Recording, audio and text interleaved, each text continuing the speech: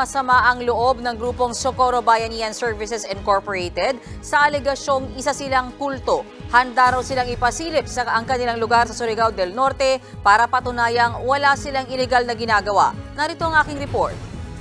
Makasakit na tawagin na kulto. Bakit kami kulto na kami ay mga IFI, mga loyal? Kami pa po nagpatayo ng simbahan sa bayan namin. Magkatang-isip lang yun sa kanila. Masama ang loob ni Socorro Bayanihan Services Incorporated Vice President Mamerto Galanida sa mga tumatawag sa kanila bilang isang kulto. Ayon sa opisyal ng grupo, bukas ang kanilang lugar para patunayang wala silang ginagawang iligal. Handa rin daw silang humarap sa investigasyon ng Senado. So time will come when we will be all vindicated. So mga nakikinig ngayon, please do not be judgmental. Nag-ugat ang akusasyon ng isiwalat ni Senadora Risa Ontiveros ang umano'y pang-aabuso ng tinawag niyang kulto sa 8 batang miyembro ng Socorro Bayanihan Services sa Surigao del Norte. Ayon sa Department of Justice, June 1 pa nang sampahan ang patong-patong na reklamo ng NBI ang grupo. Qualified trafficking, kidnapping and serious illegal detention at paglabag sa Special Protection of Children Against Abuse, Exploitation and Discrimination Act ang isinampang kaso laban sa 13 kasapi ng grupo. Kabilang dito ang leader nilang si J. Renz Kilario alias Senior Aguila.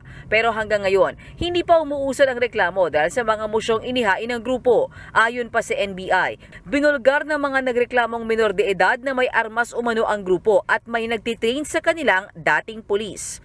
Pero itinanggi ito ng Socorro Bayanihan Services. Meron kaming mga dating pulis dito pero hindi naman nagtitrain ng armas.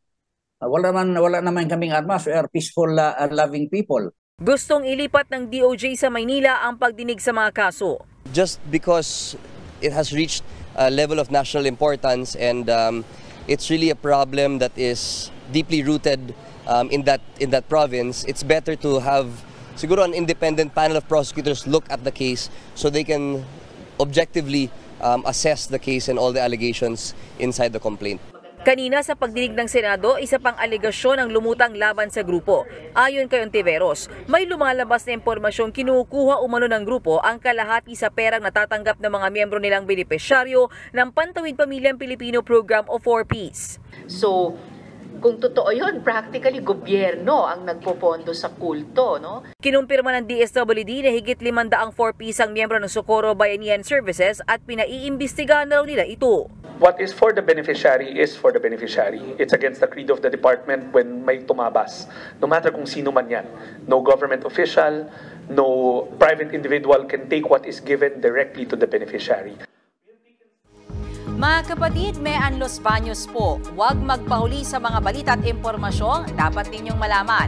Para sa mas malawak na balitaan at diskusyon, mag-follow at mag-subscribe sa social media pages ng News 5.